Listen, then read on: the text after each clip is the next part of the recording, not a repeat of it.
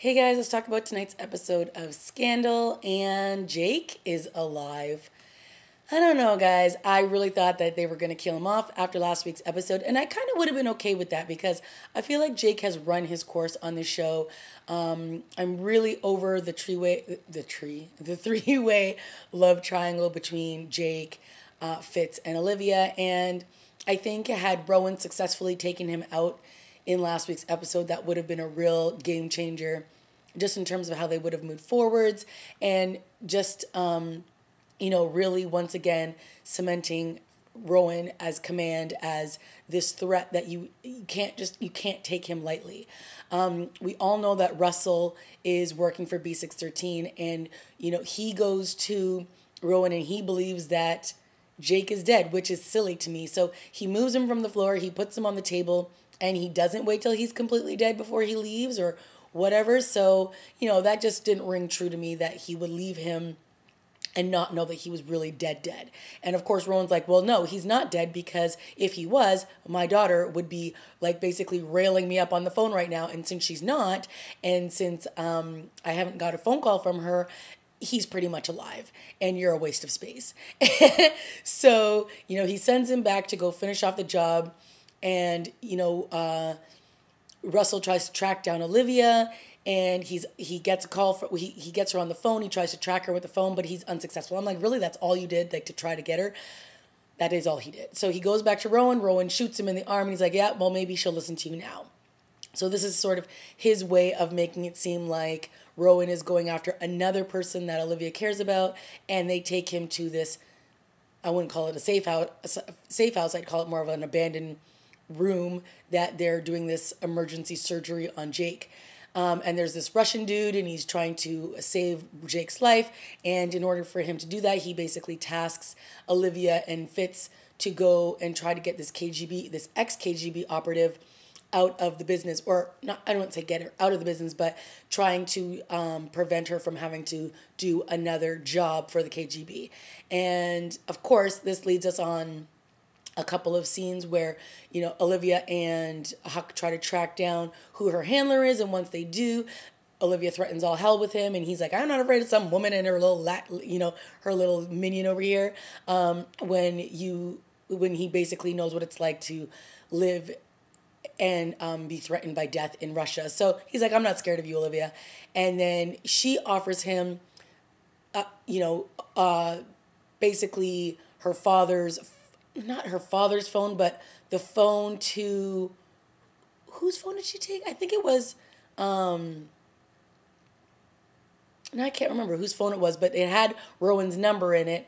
And he was like, this is the number to Rowan, and if you give it to Putin, then you can take down the head of command and kill him, then, we should be able to have our deal met, which is you can let her go and that she doesn't have to then, do this mission for you guys.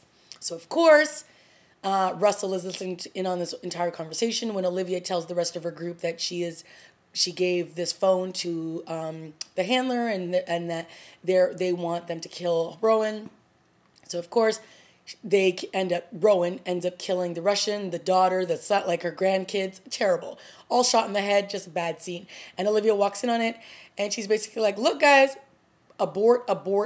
We cannot go any further, because obviously Rowan is going to do whatever he can to stop this. He's going to kill every one of our loved ones. Even at the beginning of the episode, Huck runs off in a tizzy because he's trying to make sure that Javi and his ex-wife or wife are okay and everything, that Rowan didn't get to them. So, we all know that Rowan is capable of many, many bad things.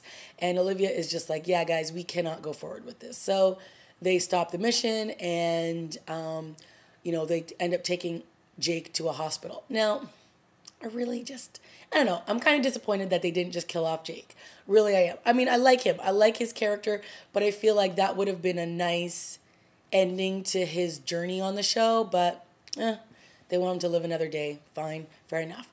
So the other storyline that was going on in this episode was Mellie. Obviously, she's still going for her Senate race. The American people are not having it. They think that there's a big conflict of interest for her running for a Senate seat when she's the first lady. And, they're trying to, they spend most of this time trying to say that she would be a great senator, even though she's married to the president. And, they're trying to throw all these things out, like, what can we do? Should we say that you guys are separating? Fitz doesn't want to do that. He wants to stand by his wife. And I like this. This is finally, we're sort of getting a more humanized Fitz in this season.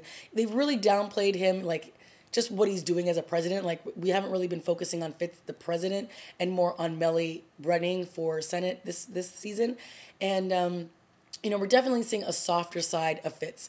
And I think they're just trying to soften us up to him again, so that when Olivia goes back to him, we're going to be like, yay, this is the Fitz that we know and love. Because season 3 of Fitz was not good. Season 4 is becoming a little bit more of a humanized Fitz. So that's good. And then, of course, we had a great scene between Cyrus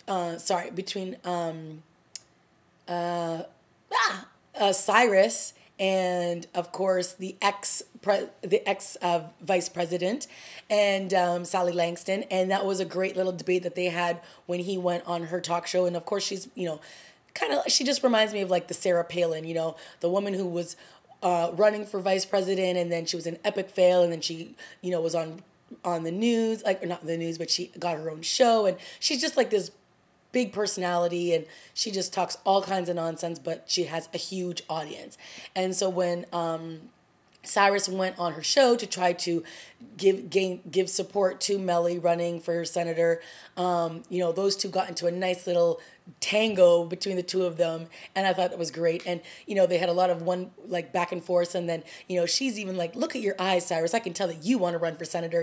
And I was kind of like, maybe he does, right? So that was kind of a nice little throwaway line there. And of course he tries to downplay that, and he's like, look, Mellie's going to be a great senator, and if you spent more time, supporting her and stop trying to tear her down, if this was reversed and it was if the vice president, the husband was the first husband, you guys would all be all good with him going out and getting a job, and you wouldn't just expect him to stay at home and fix the rose gardens and do all those kinds of stuff, right?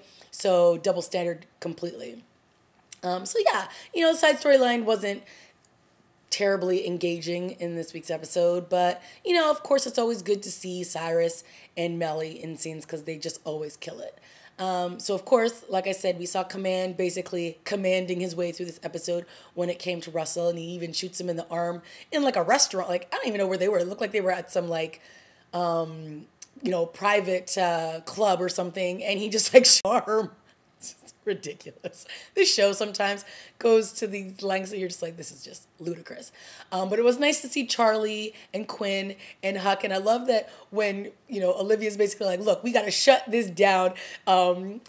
David Rosen's like, well, we can use Charlie. Charlie's like, look, I like my life. I'm out. And then they're like, well, we can use Quinn. And he's like, look, Quinn was in B613 for like 5 minutes, so she didn't even get the benefit package. And they were like, we can just use Huck. And then Olivia's like, look, no, we're shutting it down now. So I thought it was hilarious. But so at the very end of the episode now, of course, Russell is at Olivia's place, and he's on the phone with Command, and he's telling him, they're backing down. They're shutting down this. They're not going to go forward with the grand jury, and they're not going to testify. And so, what do I do? Do I still go after Jake? And, Rowan's like, yeah, I'm really cheesed that he's still alive, but no, leave him alone. We're on a new mission now. And it's like Mission Foxtrot or something, or Foxtail, or Foxhound, Foxtail, or something like that.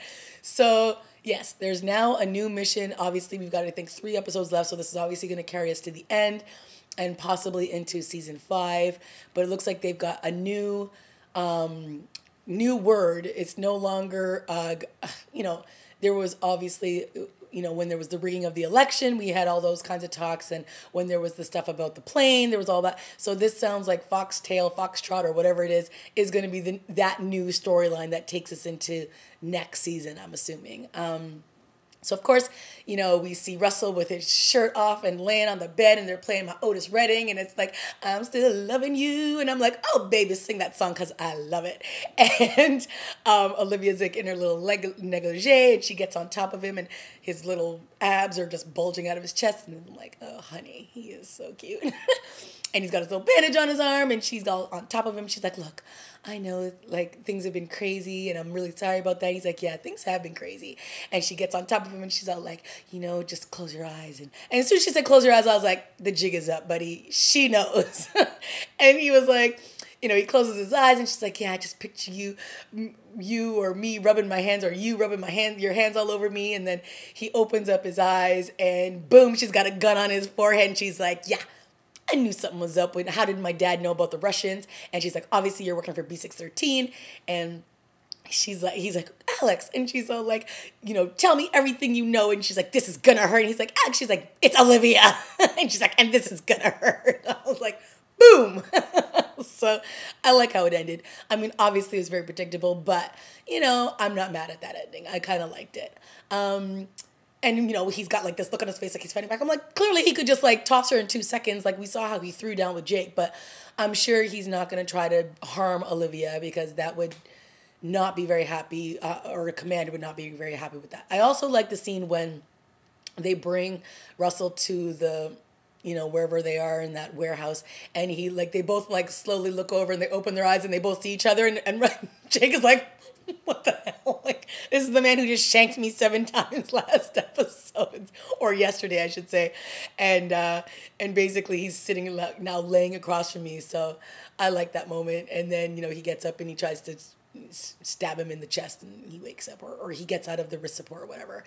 But no, I really like that scene. So yeah, guys, let me know what you thought of this week's episode. I mean, was it riveting? I mean, I think, let me just say this.